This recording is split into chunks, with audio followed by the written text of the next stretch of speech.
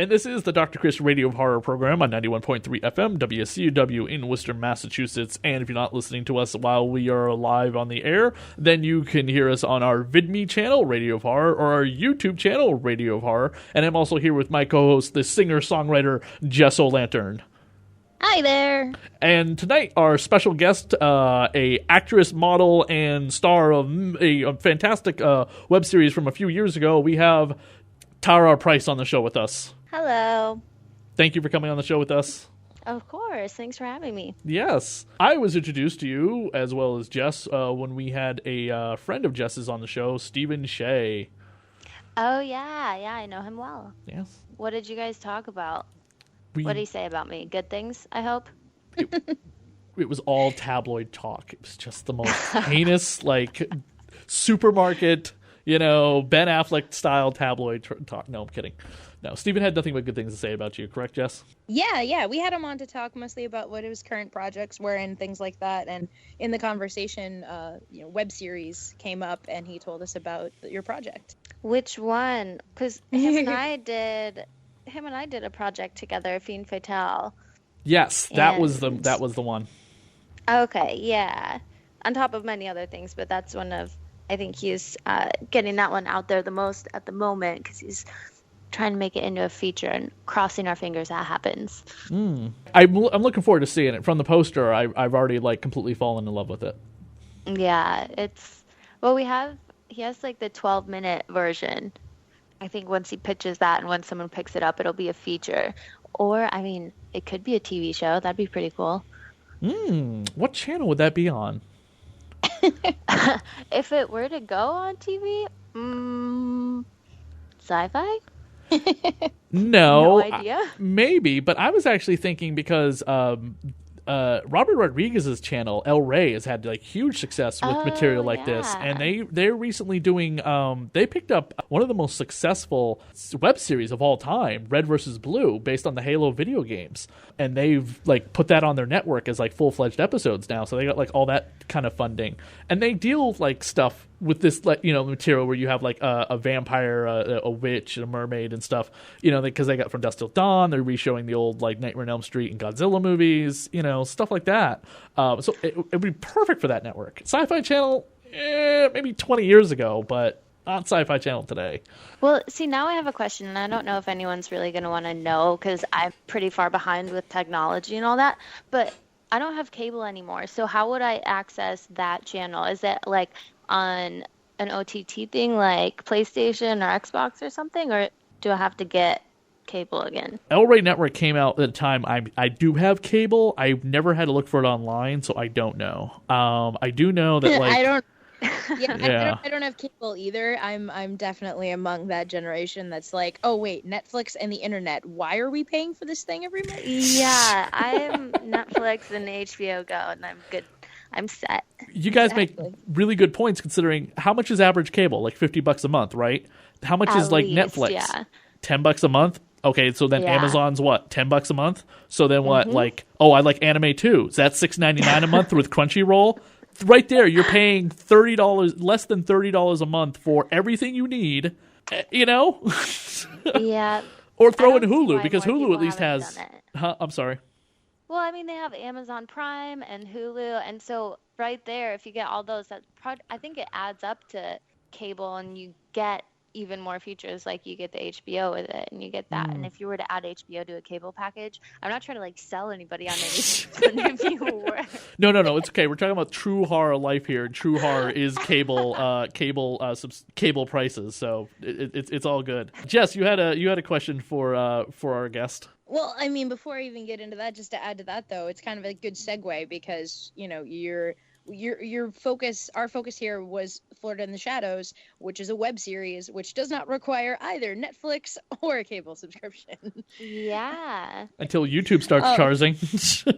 Yeah, which I know, they right? have, if you want to get into that, because they have the YouTube Red now. Oh wait, yeah, exactly. You're right. They are already charging, so never mind. I retract my statement. But as far as classic YouTube is concerned, classic YouTube. We call it classic YouTube now. Well, I'm glad I'm still in the classic era. Jess, you need to market that, Jess. Classic YouTube. trademark that shit. Vintage classic YouTube. Oh YouTube my retro. You can find Jess and I on classic YouTube. Oh my gosh. We're old now. Classic. Right. Well, I'm right there with you. Okay. So we're good. 20s and 30s were old. Are you still living in Orlando? No, I live in LA now. I've been out here for almost 2 years, I think, or maybe a little over 2 years now. Nice. Yeah, I'm actually I was born and raised in Florida, so and I actually lived in Orlando for about 8 years. And so seeing all of those locations that you guys were filming in Florida. Oh my gosh. I know that place. I know that place too. That's so crazy. What were you doing in Orlando? I moved there for college. I went to UCF. Gotcha. I lived like right behind there at one point. Now I wish I could remember the road. Alafaya. And I was like, Fair Trail. There's like a road that goes back behind the school, and there's like one little housing community, and I just lived back there, and it was insane. I think I know what you're talking. I think it's called Tivoli, or at least it was at some point. There's like a couple of different like college housing things like that. Yeah. The lake you were that you guys were at, was that the lake behind the college? That was the lake. It oh was? my gosh. No, that was a retention pond outside of Valencia College. Oh, okay. It seems, I mean, all of those like swampy Florida landscapes in that area look exactly the same. They do. I kind of wish it would have been a different one, because this one was absolutely terrifying, because it was so small and so dark you couldn't see into it, and I have a fear of things in water below me that I don't know if it's there, but so that video was honest. Yeah, I was so scared. And I feel really bad because with my fear, I kind of made everyone else more scared for me, and that wasn't my intention. Like, I was just really scared. And I think it kind of put other people on edge, like just wanting to make sure I was okay and all that. But, I mean, it is what it is. I not only the locations and finding, different places that I recognized and stuff as a Floridian, there's also one main, like, joke reference that I feel like if you're not from the South or you're not from Florida, that would just go completely over your head. And it was when the character of Landon is wearing a Publix uniform. Oh my gosh, yeah. Of course, we had to have someone working at Publix. Yeah, I lost my mind. I laughed so hard at that. Like, I had to actually stop the video and just have a moment of like, oh my God. Because I've lived in New York City for the last almost 5 years or so, from Orlando to New York, and I haven't been back to Florida since. So it's like, I haven't seen a Publix uniform in so long. Oh, I hope it made you feel good. It did. It was ironic because I had just told my boyfriend about Publix and the wonders of Publix, and I'm like, you don't understand. Like, I miss Florida for Publix more than I do anything else. It's like, Disney is not the happiest place on earth in Orlando. Publix is the happiest place on earth. Oh my God, you're right. Exactly. It's so funny. Yeah, I kind of miss it. It's obviously been a couple of years, and no one out here understands either. Oh my, we're in the same boat. They just don't get it. They really don't get. I have cravings for the chocolate chip cookies constantly. It's the subs, the chocolate chip cookies, and the sweet tea. You just can't recreate those anywhere. So we need to come up with a new app that's like Postmates but global.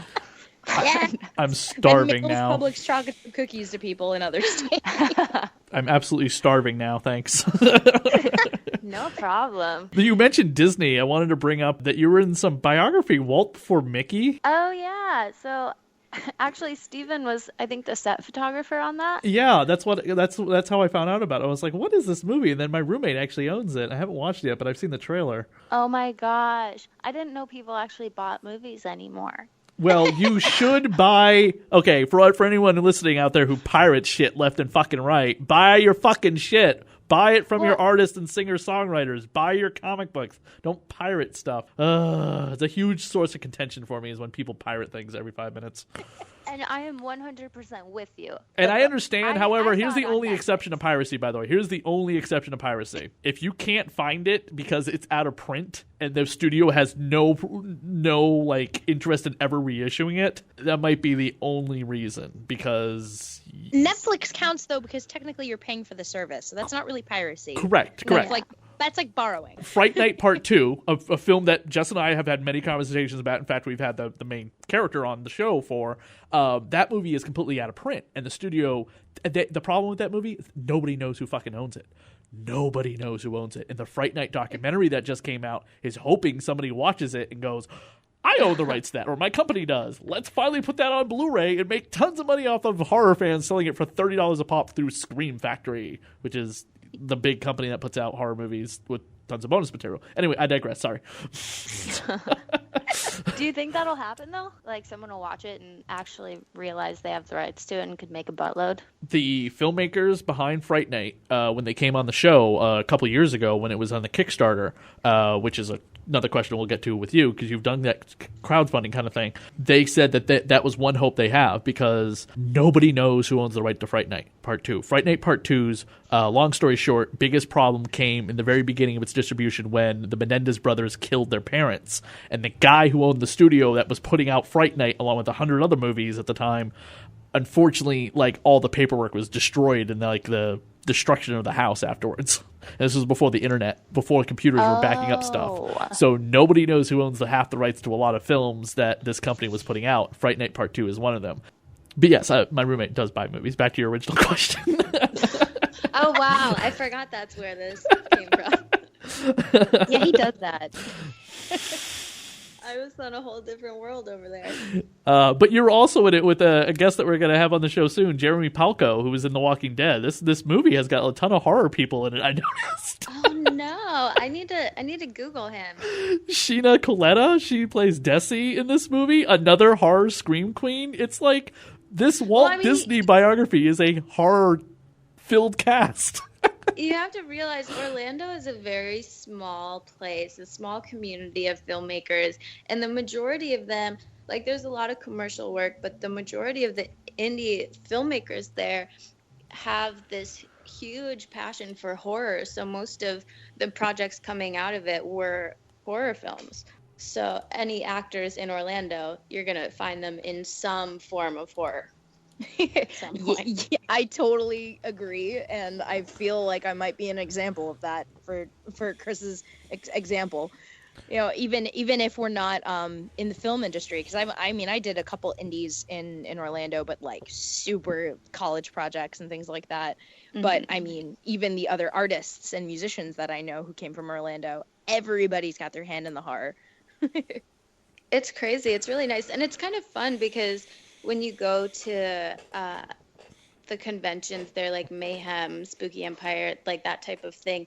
You kind of run into the whole community, and you'll run into people that you've worked with or that you know or that you've met at different types of events. So it's kind of fun how small it is, because once you get them all together for that type of purpose, it's very entertaining.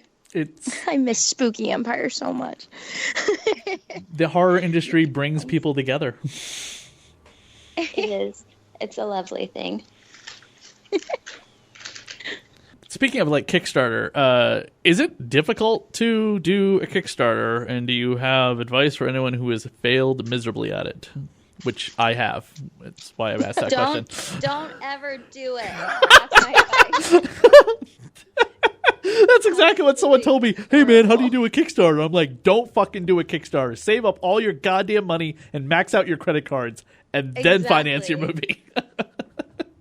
It was, I mean, we were very fortunate, and we raised a lot of money. We reached our goals and were able to make the projects that we wanted. But even doing that, like, it's so much work goes into it, and you have to post daily, and it's almost like you turn into a salesperson for the duration of the Kickstarter campaign. And like, people don't like that. Your friends don't like that. They don't like you posting about that every day. And I had a decent fan base that I was promoting it to, but even then I felt bad, because it's one of those things where in my mind, I'm like, if everyone I knew gave $1, then I could easily make it. but no one is going to do that. No. It's like, yeah, people support you and they want you to do well, but when it comes to that type of thing, no one's gonna...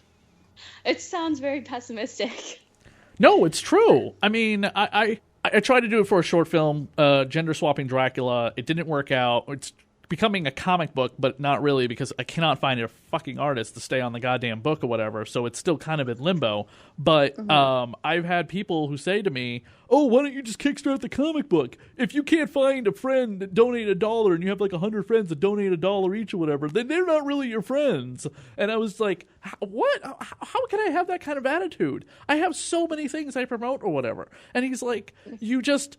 You know, I had to alienate a ton of people from my life that just weren't going to support me and give money to my Kickstarter for my fucking stupid comic book. Oh my gosh. And I'm like, did you really just like X those people out of your life? And he's like, yeah, because it shows who your true friends are that aren't going to willing to support your project, or your family members who aren't willing to support you. If they can't even kick in like $1 or $2, then they're absolutely pathetic and they don't deserve to be in your life. And this guy owns a comic book store in Somerville.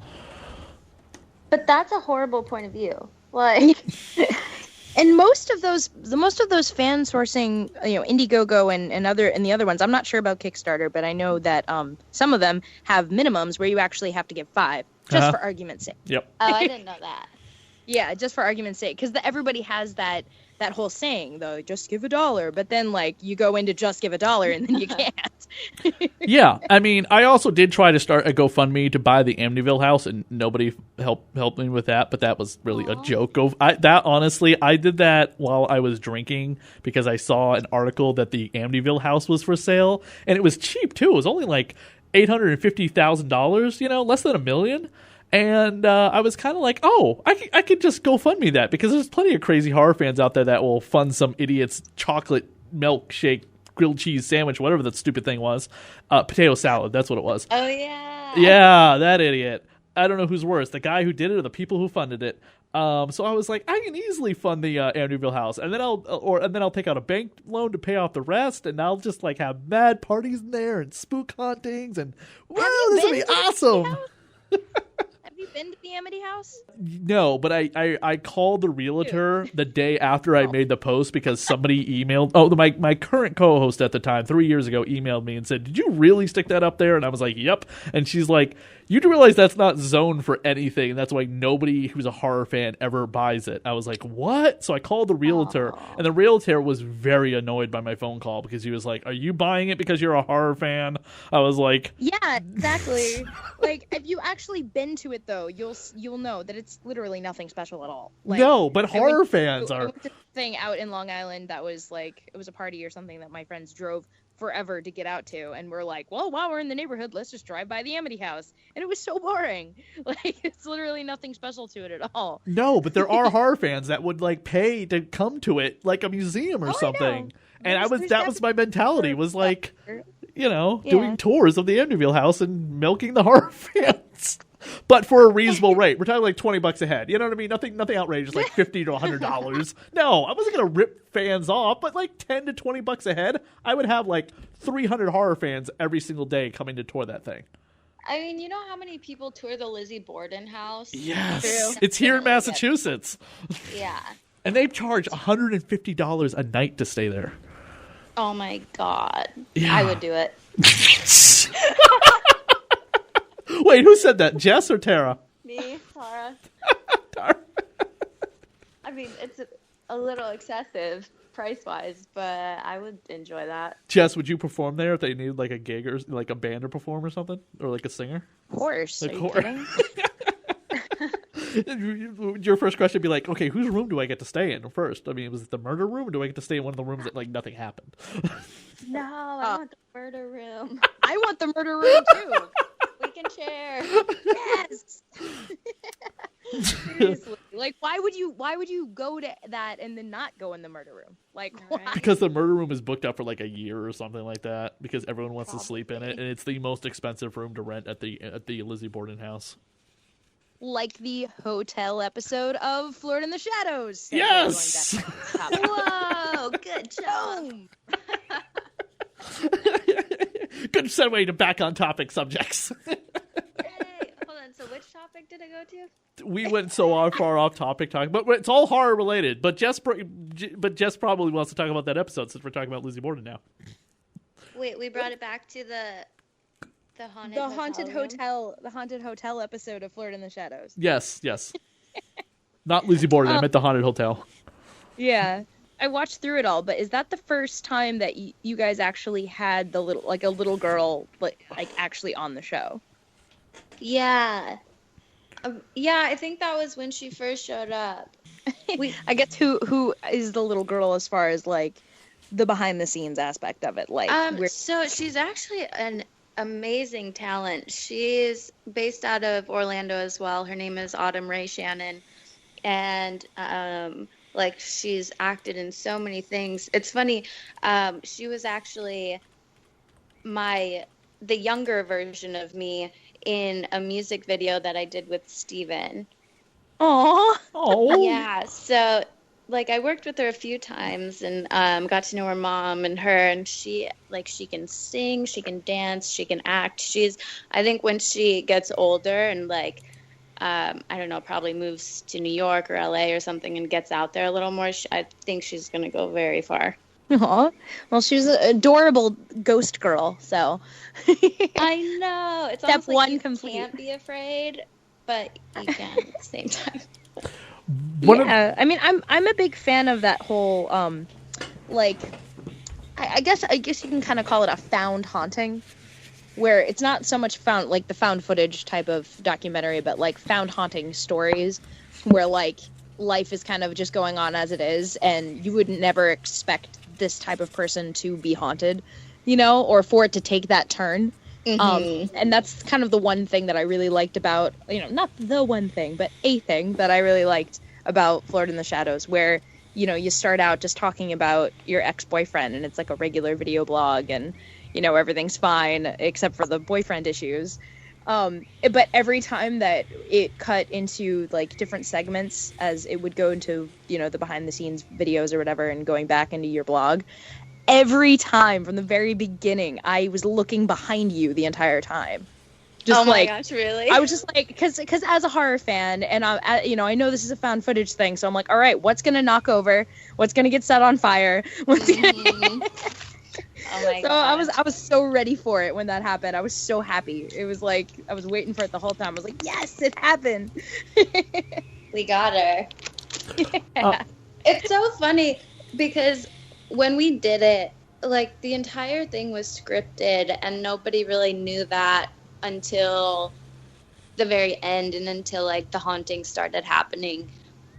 But and I think some people they'll watch the first couple episodes and think it's just a normal person blogging or just me blogging or whatever, but they don't. I wish people would put the time in and watch all 100 episodes and like suspend their disbelief and just play the game along with it, because I think it's a really fun story. And it was kind of like a prank that we pulled on everyone, because at the very end, when my character went into a coma, I essentially stopped posting on all social medias for a couple weeks just to make people think it was real. Yeah, we were just talking about that before we called you in, actually. And I was like, yeah, I guess that makes sense. Like, that's the best way to round it out, because then you're like, well, is she alive still? What happened? Is she still in the coma? Should we try and contact Landon? Yeah. Yeah, I was so confused by your text. I was like, what? You killed her. Wait, what? Whatever. And then, of course, at the beginning of this interview, you're talking about, like, resurrecting her in, like, Steve's movie. So I'm like, wait a minute. Are you saying that she could possibly be resurrected if Steve gets his film completed and done, like, 2017 or 18? She'll make a triumphant comeback to life and, like, for, like, a 5-year anniversary? Because it would have been, like, if he puts it out, like, this year or next year, probably next year, it'd be like the 5-year anniversary since she disappeared, right? Because the last one was in 2014. Yeah. Oh my gosh, it's been a minute. 2013, 2015, 2014. I might be doing my math wrong. It's late. I gotta be up till 3 a.m. My math doesn't work so well at 8 o'clock at night on a Sunday. Understandable. I gotta ask a question about you did a whole thing on Reddit when you were doing the show. Oh yeah. Yeah. Wow. Now, Jess, as a woman, you might be able to relate to this. Do you guys, and this is a question for both of you, do you get as many obnoxiously, unbelievably rude, terrible questions because you're women, you think? Like that? Like the ones that are on Reddit? I'm not going to read them because they're... I mean, I cuss and swear on the show, but there's things I don't even want to read on the air. The true horror of being a woman in entertainment. That's what we covered. True horror on radio horror. Nobody even wants to talk about. It's the underbelly. No, trust me. There's a show I'm trying to get Jess to listen to called The Movie Crypt. They talk about some of the most human stories ever with people that aren't just in the horror industry. You know, like they had like Chris Columbus on, which yes, he wrote Gremlins, but he's done a bunch of other stuff non-horror related. But they had like John Landis on. They had Steve Niles on, who created 30 Days a Night, and his human story about his heroin problem and his like sister's like issues, and you know, like you gotta listen to his episode, and it's just like, wow, this is 1,000 times better than him talking about like why I created a vampire story set in Alaska. You know what I mean? Do those questions really happen that often? When you pay attention, they do. If you just learn to not think about them when they happen, it's almost like you get selective hearing in a way. After so many years and so much hearing that type of thing, you just kind of like, oh, I'll pretend I didn't hear that. Moving on. Don't even think about it. It's don't respond to the trolls on the internet kind of thing? Yeah, that's kind of where I've gotten to. It's unfortunate, but it kind of, like, you have to. Mm-hmm. Like, what is that really going to do if you feed into it? There's a show I follow very heavily called Comic Pop, and one of the hosts on there is a woman, and during a panel she had mentioned basically kind of the same thing, that anytime there's a comment like that, never ever respond. It just fuels it, and then other people like that person will respond as well. So, and it's just like only respond to the positive and kind of neutral comments. You know what I mean? Like neutral comments are kind of okay, but like when they get really like in the red zone, just ignore it. Exactly. Yeah, don't throw meat at the wolves.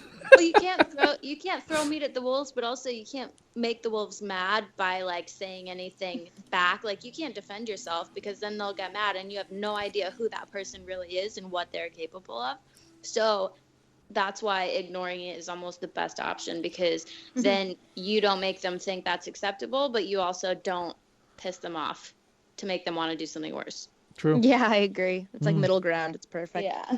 I've kind of stepped into that territory a bit, being the producer, director, transcriber of a very popular LGBT BDSM related audiobook. So, and there's been a couple comments that have been kind of like, okay, fuck you, but I'm not going to respond to that. So, yeah. I have two more questions about your Floor in the Shadows. But Jess, you had something else you wanted to ask our guest? I thought of a bunch of other like more haunted places rather, and I was really surprised that you guys didn't go to the lighthouse in St. Augustine. A lot of it was where we had the ability to go. Like we didn't obviously have a lot of funding or anything, so it was more logistic reasons. Like, we had actually thought about going out there, but in reality, when trying to put it all together, it just wasn't going to happen. Makes sense. You kind of round the bout of all the locations in Orlando. I love the Old Town episode, though, like with the Ferris wheel and all that. I've been on that Ferris wheel, and it's pretty terrifying.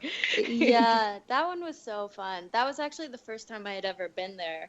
So shooting there and, of course, getting a little freaked out. It's always good. It's freaked out by the rickety nature of the Ferris wheel in itself as well. Yeah, that's so true. Is it still there? I don't even know. Like I said, I've been away for about 5 years, but I did go, I think around the time that you guys were filming, actually, around 2012, 2013. But I went to go to the haunted house that's out there. Oh, I never did that. It's it was the Grimm house, the haunted Grimm house. I don't know if it's still open either, but it's so kitschy. I loved it so much. Yeah, it was a good spot. Alas, it did not happen. I think every town has their own like rickety Ferris wheel or roller coaster that is so terrifying to go on, but you have to try it at least once because you can say, I did it. Yeah, like one place in town that's been there forever. We had one of those here in Massachusetts called Wayland Park. Very, very famous park for amusement park, roller coasters and stuff. And one of the oldest for a number of years, and it closed, and the place is abandoned. And if drinking and smoking pot teenagers can break in still, and the place has got like the old cages where they kept animals there and stuff like that. Very creepy vibe. I totally want to break in and like guerrilla shoot a movie or something. That would be so fun. Yeah, and we have like a band who does the theme song for Radio of Horror, Halitosis. The band leader Josh Tate and I, when he's been on the show, have talked about breaking into another theme park called Holy Land. And this is, no joke, a Christian theme park that was once funded by the KKK back in the 50s. Yep, I'm pretty sure that Tara knows because we have one in Orlando on I-4. Did you ever see the Holy Land experience on I-4? Oh, yeah, that's basically like we've talked about this a little bit before because Holy Land in Orlando is still open as far as I know. Oh, yeah. That's terrible. So you have like the scary closed, broken down, abandoned one, and we have the scary open, still and functioning one. Yeah, I and just thought the whole concept was creepy. Like you're profiting off of, no offense, kind of stupid people. yeah. Happy Easter. Happy Easter, everybody! Which, by the way, this is not airing on Easter, but... As I'm eating my jelly beans. That's okay. I'm gonna pass by my 24-hour CVS, and I'm totally hitting that fucking thing for the 50% off Easter candy. That's when we went. We stopped at CVS. I went on like an 8-mile hike today, right before this, and we stopped at CVS on the way home to get cheap Easter candy. Well, I just worked off all that stuff, and now I'm just gonna get it back with Easter candy. That's pretty much where our mind went, yeah. Now, is this KKK thing with the Holy Land right next to the haunted lake of the KKK? See what I did there? Bam. No, not anywhere close. Oh, okay. I love that episode, by the way. I love the fact that you're out there just like in this, your awesome costume, just like grilling by the swamp. It was. I just love that whole thing. It's just a great picture. Shot, like you would expect Florida to be warm, but we shot in the winter, and of course it happened to be like a record cold every time. Oh no! I had to wear, like nothing out there. So there were moments when the camera would be off and like everything would be getting set up, so someone would have a blanket around me, and as soon as they got ready, like someone would take the blanket, I'd literally be shaking and shivering and my teeth would be chattering, but as soon as action happened, like I just stopped and had to pretend I was warm, and it was that was probably the hardest part. You have to call out the creator or director Bruce and be like, Bruce, my lips are blue. We gotta stop filming. That was, I mean, and he was so nice about it. Like, it was what it was. We had to shoot. It was freezing cold. I had to suck it up and deal with it. Like, not much more to it. But he was really nice and made sure that there was something warm to cover up with when we weren't rolling. So, well, out of frame, he could have had like a heater like blasting up at you. If he's like shooting from like the waist up or something, that way at least you're being completely warmed while you're standing there in the freezing weather. Well, I mean, maybe if a dozen more people would have contributed $1 to our Kickstarter, then burn. I'm just kidding. You got to burn on that heater you just asked. Oh yeah. Well, the next idea was about a hand. You could have hired the person who runs out to the CVS to get your jelly beans, and with the $1 hand warmers or whatever, that you just like place them on your body and then they shake them off, whatever, they'll rewarm up. Oh yeah. Yeah, you could have hired like a professional hand warmer to like keep you warm or something. What was I thinking? Wow. Where were you when we were shooting all that? I would have definitely been. I would have sacrificed the cold weather to be your professional warmer. My hand warmer. Wow. You're so kind. All in the name of science, right? Science, that's it. No, professional courtesy to keep our star warm. Yeah. Good thing you weren't filming it like in much colder weather, because it gets cold up here in Massachusetts. I mean, it gets cold in New York where Jess is too, but yeah, you haven't experienced it when we have 117 fucking inches of snow like we did 2 years ago. It's nuts. Well, I grew up in Michigan, so been there, done that. Don't want to go back. Do you have going back to Fiend Fatale? Do you have any insights about like what the current update on it is, or? I'm not really sure. I know Steven's been meeting with a bunch of different people for it, so I'm not sure if he's gotten any deals for it. Like, I'm really crossing my fingers for him because I think the whole project and the whole concept is incredible. But, I mean, he has so much going on right now. Any one thing could hit, and then he'll be able to fund it himself or something. Yes, he's extremely talented, and it was awesome that Jess was close to him to bring him on the show. Yeah, he's a really good guy, too. Really awesome person. Jess, did you have another question for our guest? Oh, we kind of covered all my Orlando-y bases, as I'm just kind of homesick now. Jess is like, I wish I added. I kind of really just want a public sub and some chocolate chip cookies now. And to ride the Ferris wheel at Old Town. Behind the scenes, Jess is like looking through the photo album now, just holding back the tears. Basically. Just take a road trip. Yeah, I did have a question because I've been doing this for like 10 years, and I've had other than Elvira, which has always been like her and Bruce Campbell and Robert Englund, and I got to meet Wes Craven, but I didn't have him on the show.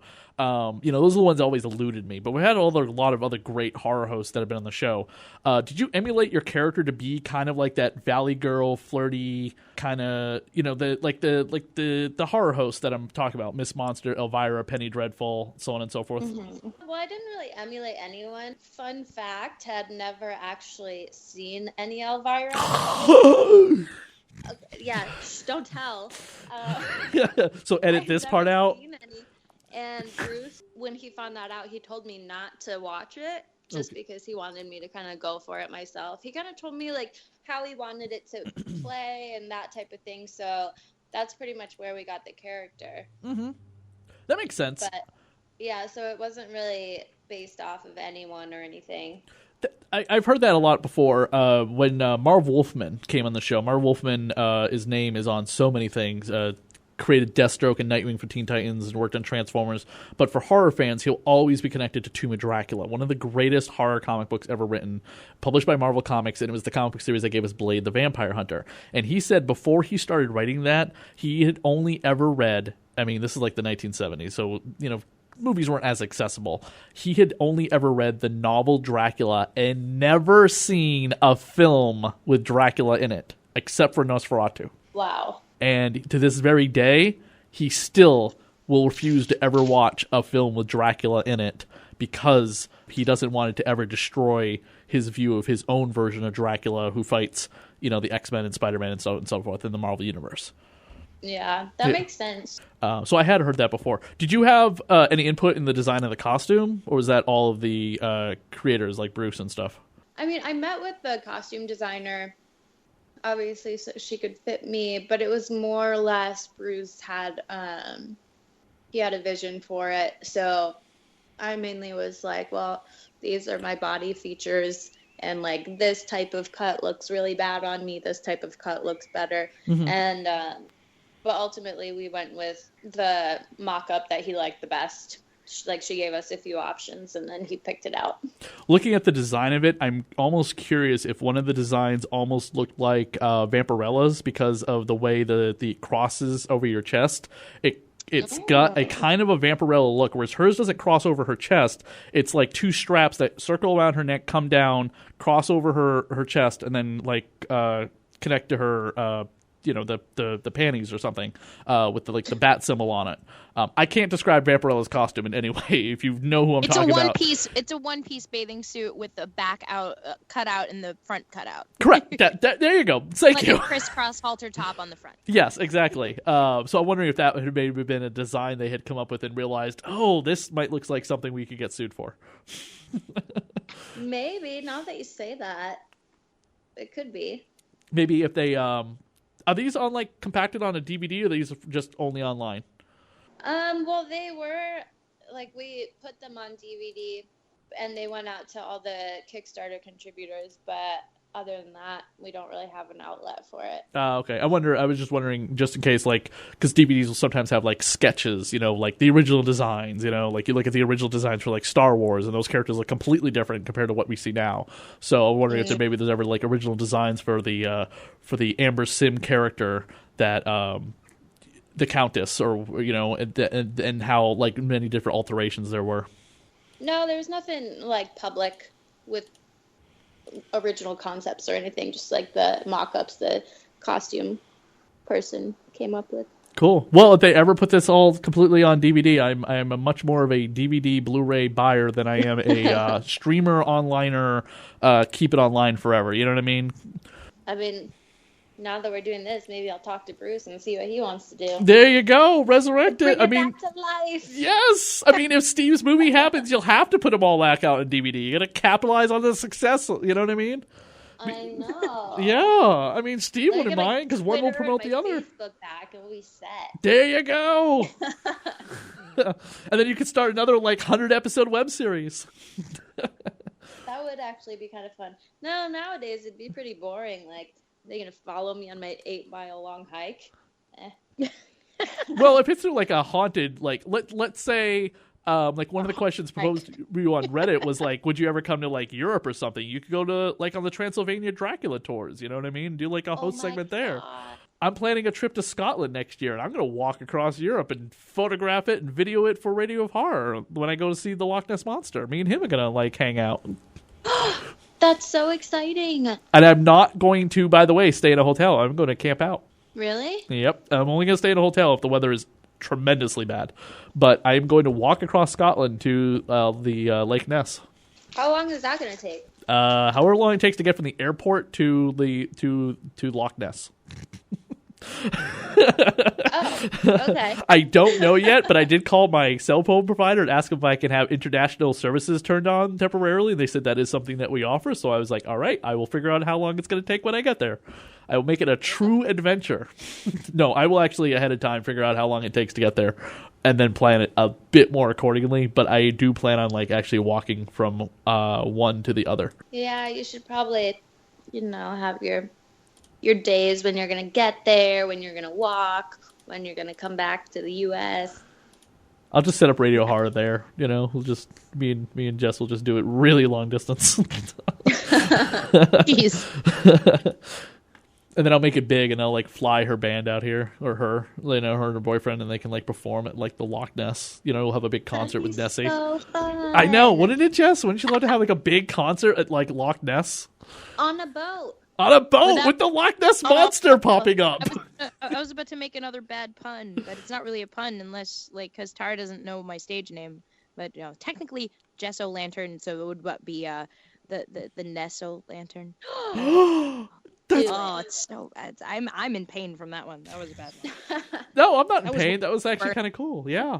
We're totally doing it. We'll make a music video for you with the Loch Ness Monster. Wouldn't that be awesome?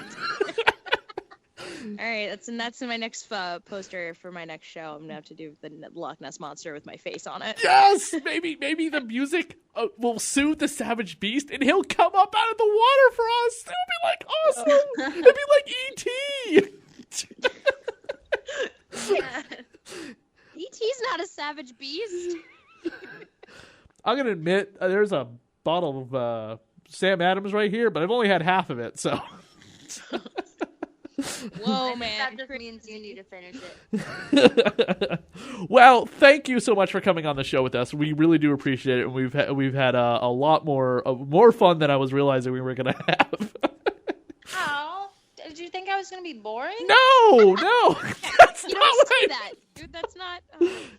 That's not what I meant at all. What are you trying to say here? No, I meant, like, it was so, like, more ridiculous and funny and silly. You know what I mean? Our interviews are usually, like, fun, but this has been, like, ridiculously fun and silly too. Okay, good. That's how I like. That's what I meant. That's what I meant. I knew you were going to be fun. I watched your videos. I was like, this. She has a lot of personality. And I talked to you on the phone. You have a lot of personality. So, but I was like, this is really, like, organic and weird and silly and funny and stupid at the same time. So It's real life. yes, exactly. Imagine if all three of us were drunk, how much crazier it would be. It'd be so fun. I know. Oh my goodness. We'll all go down to Florida because there's something I want to do in Florida for like Halloween, and Jess is getting homesick or whatever, and you're from Florida, so we'll go down to like Universal Haunted Horror Nights this Halloween or whatever, and we'll do like we'll just redo this like whole interview there or whatever, but with the horror people from The Walking Dead or whatever else the fuck they got going on this year. Fun.